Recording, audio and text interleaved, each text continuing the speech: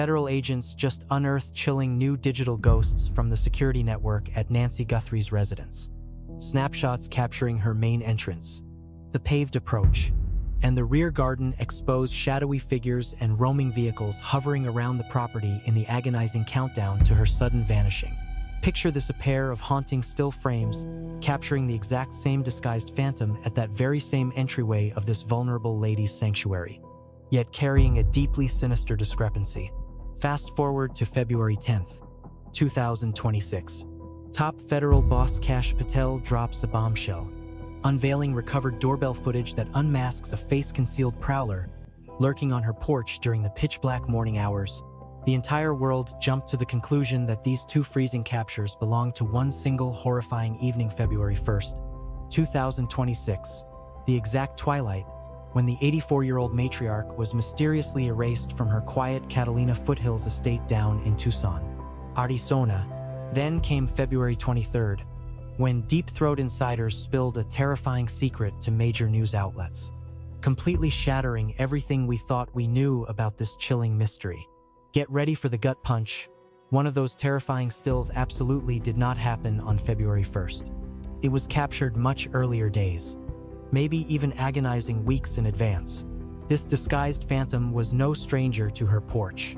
He had already stood right there, meticulously analyzing the lens, memorizing the floor plan, retreating into the shadows, only to orchestrate his terrifying return.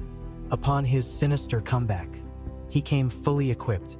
He carried a heavy rucksack, a cold piece of steel, and a meticulously crafted blueprint born from weeks of obsessive stalking.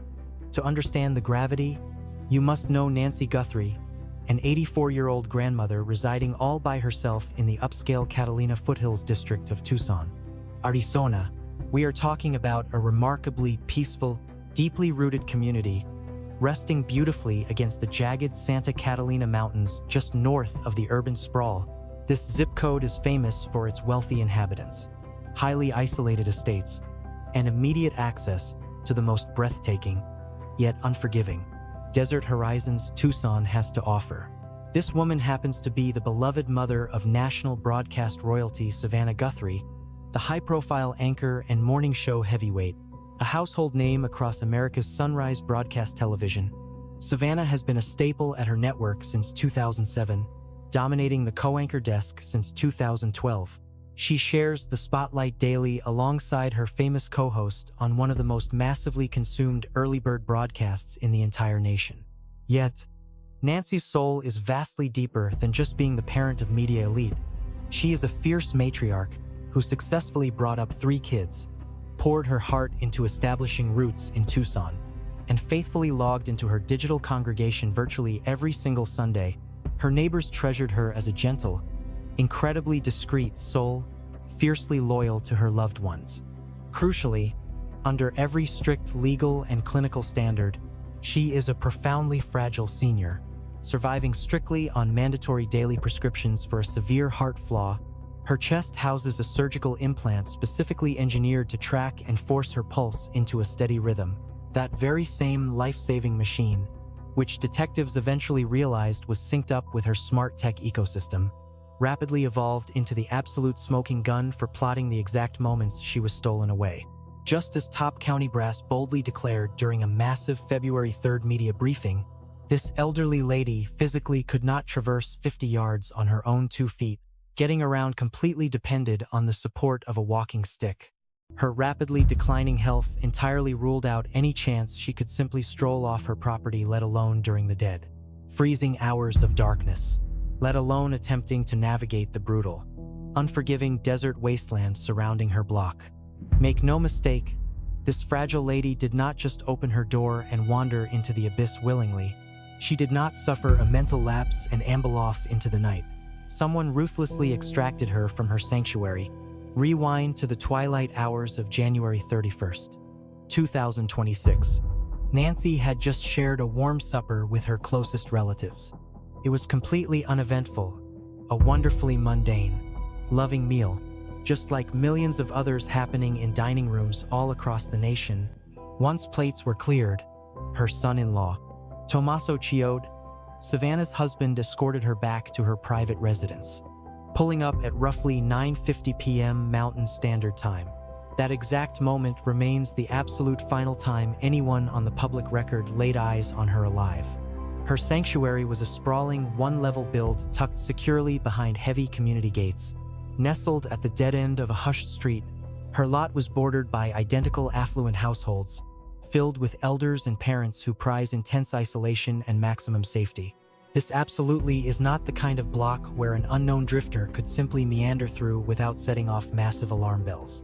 The nightmare that followed played out in a terrifyingly exact electronic countdown, perfectly logged by the silent, unblinking smart networks surrounding her fortress. The clock struck 1:47 a.m. on February 1st. Instantly, her smart porch lens was maliciously compromised and thrown entirely offline. The digital clock leaves zero room for doubt. The last visible frames catch a heavily disguised intruder thrusting a hand toward the glass. Scrambling to blind the system, by 2:12 a.m., a secondary security lens triggered a movement alert, yet absolutely zero video fed back to the server. The feed had been either skillfully blacked out or the data completely scrambled. Forensic experts eventually proved this exact hardware suffered an intentional, targeted takedown. Then, at precisely 2:28 a.m., the digital link between her internal heart monitor and her smart tablet was violently severed. Pay close attention, because this changes everything. That chest implant constantly talks to her smartphone software through a very short-distance wireless signal, the second that medical software went completely dead at 2:28 a.m. It confirmed an unspeakable truth. She was suddenly pushed outside the invisible boundaries of her home network. The walls were breached. She was whisked away. Then, at 2:36 a.m., a neighbor's surveillance lens perched about 2.5 miles down the road caught a terrifying blur of a car tearing through the darkness. This getaway ride was absolutely flying, clocking speeds entirely abnormal for that sleepy district. Hours later, around 12 p.m. on February 1st, when the elderly matriarch didn't log into her weekly digital worship session, the chilling realization finally set in that something was horribly, terribly wrong. Relatives grew frantic after their calls went completely unanswered, prompting a desperate dash to her residence only to discover the front door swinging wide open. Her cellular device sat abandoned indoors, right next to the critical daily prescriptions she could not live without, while a chilling trail of crimson stained the entrance steps. Laboratory analysis quickly verified a terrifying truth: those dark red traces belonged definitively to Nancy, and the substance had been spilled very recently. The physical evidence screamed of a frantic fight for survival, hinting at serious harm during a forceful taking, which prompted an instant distress call to federal agents. Before the day ended, a massive coalition of county deputies, state troopers, and federal operatives swarmed the typically quiet Catalina foothills to kick off an unprecedented manhunt. Relentless tracking units scoured the harsh desert terrain using equestrian riders, ground patrols, and aerial surveillance tech, while canine units scoured the sands for any scent. Choppers sliced through the skies above, yet it seemed as though Nancy Guthrie had simply vanished into thin air. Federal authorities ultimately dropped a bombshell videotape revealing a disguised phantom geared up with a rucksack, hand protection, and a visible firearm strapped to their side, aggressively messing with the entryway lens during the darkest hours of February 1st. Though the true identity of this shadowy prowler remains a complete mystery to this day, after subjecting the relatives to grueling interrogations and deep background checks, Sheriff Nanos formally eliminated her loved ones from the suspect list. A definitive press release went out on February 16th, strictly declaring that the missing woman's grown offspring, namely Savannah, alongside their marital partners, had absolutely zero involvement in her vanishing. Officials went so far as to label any online rumors pointing fingers at the grieving household as completely heartless. Month-long efforts by detectives remained laser-focused on unmasking the faceless intruder caught on tape during that fateful evening. Suddenly, on February 23rd, the entire trajectory of this dark mystery flipped completely upside down. Before we dive into that shocking pivot and explore exactly why it blew the doors wide open on this baffling inquiry, if tracking the hunt for Nancy keeps you awake at night and you crave deep dives into true mysteries, Hit that crime uncovered subscribe button immediately and ring the bell for updates. Our team refuses to just skim the surface. We aggressively dissect the hidden clues to expose the raw reality of tragedies that demand justice. Every single clue is crucial. Every ticking second counts. And absolutely no fragment of proof will be left unanalyzed. Smash that follow icon, as Nancy merits every ounce of media pressure and sleuthing power we can muster to solve her puzzle. Her grieving kin desperately need closure, and when innocent elders are preyed upon, society must respond with relentless scrutiny. Fast forward to February 10th, 2026.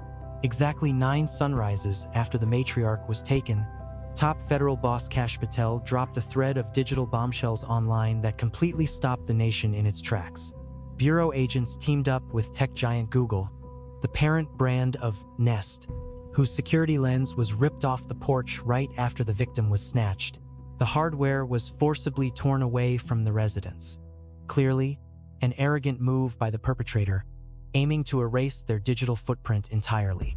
However, this sinister individual blundered massively by underestimating modern surveillance tech, completely unaware that these smart entryways, similar to all cutting-edge domestic gadgets, refused to save data purely on the physical hard drive, backing everything up to a remote server. Visual streams continuously blast straight into cyber storage vaults without delay, provided the Wi-Fi link remains active. Smashing or stealing the plastic shell means nothing, because every millisecond of action recorded prior to the destruction lives forever online. Tech-savvy detectives successfully extracted the vital visual logs locked away inside the digital archives. The downloaded files yielded spine-tingling clips and still shots of a faceless interloper haunting the victim's entryway. The tape featured a heavily concealed male creeping toward the threshold with terrifying calmness, zero signs of haste, zero signs of fear. A fabric-covered hand stretched upward in a failed bid to blind the optical sensor. And once he realized the machine was still rolling, the prowler casually retreated from the steps, crouched low to the ground, grabbed chunks of greenery from the front yard bushes, and clumsily utilized the plants to block the digital gaze, officially earning his title as the primary captor of Nancy Guthrie by federal agencies. Across the recovered motion clips and various extracted snapshots, the aggressor was spotted sporting a specific dark 25-liter Ozark Trail rucksack, a budget-friendly item that Puma County officials verified is exclusively retailed through Walmart. Sleuths rapidly forged an alliance with the mega retailer's headquarters to track down any recent buyers of that exact bag across the Tucson Valley and its neighboring towns. The footage additionally highlighted a piece of lethal hardware strapped dead center on his belt line, a highly unorthodox placement that immediately alarmed weapons specialists. The vast majority of individuals packing steel prefer to secure their equipment squarely on the hip bone or tucked into the frontal side panel. Hanging a threat right down the middle heavily implies customized tactical gear, or an intensely calculated habit meant for rapid drawing and absolute secrecy. Glowing security bands on the knapsack popped aggressively against the black and white infrared filter of the smart lens. Those glaring, luminous strips, initially stitched on to keep night trekkers safe in the dark, ironically transformed into the perpetrator's biggest identifying flaw. Federal profilers pegged the Phantom's height around 5 feet 9 inches to 5 feet 10 inches with a medium frame, utilizing cutting-edge pixel mapping tech extracted straight from the digital recording. To replicate the pitch-black conditions of that terrifying night, federal agents pitched a massive, light-blocking white tent over the property on February 12th, meticulously recreating the exact shadows caught on camera. Investigators brought in duplicate garments, along with a matching knapsack to mirror the prowler's exact outfit, carefully scrutinizing every glare and shadow through the lens of that security camera to pinpoint the intruder's precise physical stature. However, buried within the massive evidence drop released by Director Patel on February 10th, a single, chilling snapshot broke the pattern. Looking closely at this specific frame, the Phantom intruder stood frozen on that identical porch, donning the exact same face covering and hand gear, locked in that same terrifying stance. Yet, something was glaringly absent. There was no knapsack, and the weapon harness was completely gone. For the better part of 2 weeks, everyday citizens, major news outlets, and even seasoned detectives working the Tucson streets operated under one massive assumption: every single clip shared by the Bureau happened on one chaotic night, February 1st, 2026. The exact morning Nancy Guthrie vanished into thin air. It made perfect sense at the time, especially since federal authorities initially framed the footage as originating from those dark, early hours before she went missing. Every frame depicted the identical disguised phantom haunting the exact same doorway. But that accepted timeline was on the verge of collapsing entirely. And when the truth dropped, this stopped being a simple missing persons mystery and morphed into a horrifying hunt for a calculated predator who had spent weeks orchestrating the nightmare. Fast forward to February 23rd, 2026, when a groundbreaking broadcast by CNN flipped the entire narrative upside down. An insider deeply connected to the probe leaked a terrifying detail to the network: those chilling clips of the disguised prowler lurking on Nancy Guthrie's porch. The very same files the Bureau declassified on February 10th actually spanned across two entirely separate dates. Rather than just the agonizing morning of February 1st when she was violently snatched, the evidence backing up this insider's claim was undeniable and rock solid. Looking at one specific still, the shadowy figure is entirely missing his tactical pack. The informant revealed that isolated frame, the one lacking the bag, was actually recorded by the victim's smart doorbell long before the horrors of February 1st. While the precise calendar date remained a tightly guarded secret, the insider promised it was filmed several days, or perhaps even weeks, prior to the horrific vanishing. The news network broke the chilling reality that this phantom had crept up to Nancy Guthrie's entryway multiple times, completely disproving the theory that he only showed up the morning she was taken. This horrifying revelation absolutely rocked the investigative world and left dedicated followers of the mystery utterly speechless. ABC News had actually been the initial outlet to whisper this dark detail, leaning on their own highly placed contacts within the task force. Shortly after, CBS News backed up the nightmare scenario by verifying it through a separate police insider. Newsweek soon followed suit, dropping a massive investigative piece featuring grim breakdowns from retired federal profilers. Fox News blasted the terrifying update across endless segments, every major news desk, pulling from entirely different confidential informants, ultimately arrived at the exact same bone-chilling conclusion. This disguised monster had been stalking Nancy Guthrie's front steps long before the night he stole her away. And that single fact flipped the entire manhunt on its head, stepping in to decode the madness. CNN's top intelligence and policing expert, John Miller, a veteran federal bureau brass with decades spent hunting terrorists and unraveling complex criminal webs, broke down exactly why this was so terrifying. He pointed out that the stalker's repeated pilgrimages to that quiet doorway perfectly aligned with the grim theory that this entire nightmare was meticulously mapped out, pointing heavily to dark tactics known in the trade as pre-operational surveillance and tactical scouting. In the shadowy world of spycraft and high-level policing, those phrases carry incredibly heavy weight. That initial surveillance phase is precisely when a monster silently shadows their prey, soaking up every vulnerable detail. The scouting process involves actively probing the environment, hunting for blind spots, mapping out lightning-fast getaway paths, testing camera networks, and learning the victim's daily habits. Jason Pack, an ex-federal agent who spent his life chasing down violent predators and hostage-takers, shared a chilling thought with ABC News if that is indeed the identical monster in both clips, which authorities firmly suspect to be the case. It practically guarantees the attacker was prowling the grounds, watching and waiting long before the horrific snatching ever went down. He noted that this sheer level of dark preparation elevates the nightmare from a random crime of opportunity to a terrifyingly sophisticated operation. Meanwhile, Jennifer Coffender, a retired federal operative with 25 years under her belt, who now dissects massive media cases, took to social platforms with a dire warning: "This is earth-shattering news. Two completely separate snapshots across two isolated dates. To anybody still foolish enough to believe this was simply a home invasion gone wrong, wake up, it absolutely wasn't." He scoped out the entire property. He arrived with one sickening goal: stealing Nancy away. This terrifying realization sent shockwaves through every single layer of the manhunt. It points directly to a dark motive.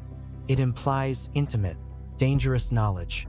It whispers of some sinister, hidden tie bridging the gap between this masked phantom and the Guthrie family tree. Let's be brutally honest.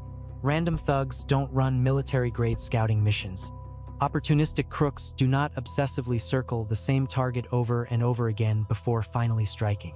This was either a deeply personal vendetta, a cold-blooded professional hit, or a horrifying mix of both. Suddenly, the detectives found themselves staring down a terrifying new path. The interrogation strategies completely shifted overnight. Who was intimately tracking the victim's daily moves? Who realized she was isolated in that house?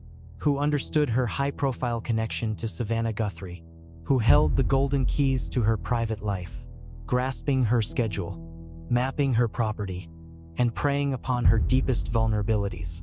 The very moment that explosive CNN broadcast dropped on February 23rd, Puma County's head lawman, Sheriff Chris Nanos, immediately fired back. He went straight on record with CBS News, adamantly denying that his own deputies or even federal agents leaked the chilling theory about the footage being recorded across separate dates. As night fell, his precinct scrambled to release an official press bulletin to try and control the spiraling narrative. Their official release read as follows. Authorities acknowledged the previously circulated porch cam stills showing an unknown individual in varying clothing, both carrying a rucksack and empty-handed. However, they threw in a massive disclaimer. The visual evidence in question entirely lacks any embedded calendar or clock data. Consequently, claiming these captures occurred on entirely separate occasions is nothing more than pure guesswork. They wrapped up the bulletin by declaring, "This remains an active probe, and we will base our final determinations strictly on provable truths and solid evidence." By the morning of February 24th, Nanos doubled down on the Today Show, insisting to Savannah Guthrie's co-anchors that the retrieved porch footage was completely stripped of chronological markers. He reiterated that any attempt to definitively timeline those snapshots was merely throwing darts in the dark. This sparked an absolute firestorm of confusion, directly clashing with the whispers insiders had just fed to CNN. It pitted the official stance of the Puma County authorities squarely against the heavy hitters at ABC and CBS. Yet, beneath the smoke and mirrors, a few concrete facts remain undeniable. Several powerhouse media outlets, backed by entirely separate insider tips, verified that the masked figure was indeed caught lurking on entirely different nights. We are not talking about cheap gossip rags. These claims came straight from the top tiers of journalism: CNN, ABC, and CBS. Here is the technical catch: smart home systems like Nest actually hide their digital footprints in a completely different vault than the video clips themselves. That hidden layer contains the real treasure: exact dates, to the second timing, hardware serials, and the precise mechanical specs of the recording.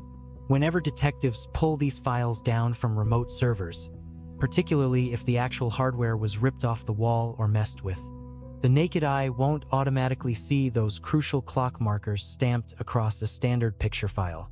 Make no mistake, though the detectives hunting this phantom have the keys to that hidden kingdom, pulling the unfiltered code straight from Google's mainframe, they possess the power to pinpoint the exact millisecond that shadowy figure stepped onto the porch. Insiders who laid eyes on that raw code swear the visits happened days apart, meaning the sheriff's cautious press release was only true on a technicality. Yes, the pictures blasted across the internet lacked visual clocks, but claiming that data vanished into thin air is completely false. Seasoned experts monitoring the saga suspect that the strike team purposefully hid this crucial timeline to maintain a tactical advantage. They were playing a high-stakes game of poker, trying to trick the predator into thinking they only knew about a single, isolated visit.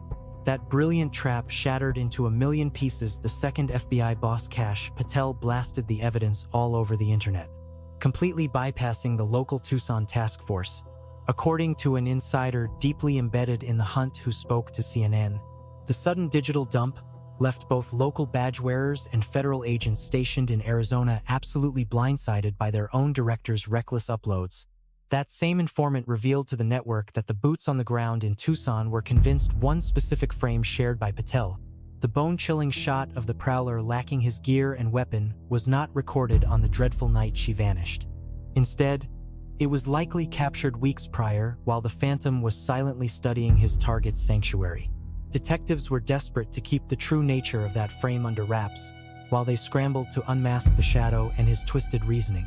Because this guy was no random wanderer, the terrifying reality is that during his initial trip to Nancy Guthrie's threshold, empty-handed and fully disguised, he was already on the clock. He was conducting a masterclass in sinister reconnaissance, mapping the terrain, calculating lens angles, and memorizing the exact shadows where he could hide. He needed to know if the motion sensors sent warning pings, clocking exactly how many seconds he had before drawing unwanted attention. The creep was probing his target's defenses. Would a digital notification make her check the screen? Would she dial 911? Or worse, would she twist the deadbolt? He was hunting for the weakest link. He noted how the overgrown bushes could obstruct the electronics. Using the pitch-black night as his ultimate camouflage, he memorized the exact hour the surrounding streets went dead silent, showcasing the deeply disturbing patience of a calculating monster. The darkest chapters of true crime offer absolutely terrifying parallels that prove just how lethal this kind of obsessive stalking truly becomes. Look no further than Bryan Kohberger, the disgraced criminal justice scholar currently facing charges for the horrific end of 4 Idaho college kids back in November 2022. He crept past their off-campus rental no less than 12 separate times before the ultimate tragedy, a fact proven by a digital trail of pinging towers and captured street tape. Detectives watched his pale sedan ghosting through their cul-de-sac on countless security feeds throughout the weeks leading up to the grim morning of November 13, 2022. That was the fateful night Kaylee Goncalves, Madison Mohan, Sana Kernodle, and Ethan Chapin met a brutal end inside their Moscow, Idaho residence. Their accused attacker didn't just stumble upon them. He meticulously mapped out their dwelling and their streets.